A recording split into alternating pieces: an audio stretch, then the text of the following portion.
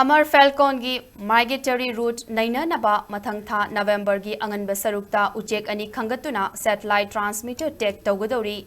hiramasiga mari lainana divisional forest official DFO KH Hitler na ngasi fongdorakibada United Kingdom dagi pusilakpa transmitter ga loinana Wildlife Institute of India Dehradun gi scientist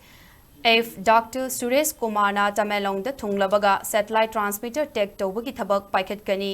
thabak asigidamak Dr. Suresh Kumar na luchingba timna Amur Falcon kharakhangatuna makoigi masagi fibam yengsillaba matung masa khwaidagi faba uchek ani khallaga transmitter tech tawgani masiga loinana tech tawraba uchek ani asi thadokpaga makoigi flight pattern amasung migratory route ki matangda khangbangamlagani chahi amagi punsi laiba transmitter asigi matengna hairiba chahi amagi matamgi manungda laiba migratory cycle nainaba ngamgani Panbayai kumja Lising tarani panda transmitter tech taukiba uchek ama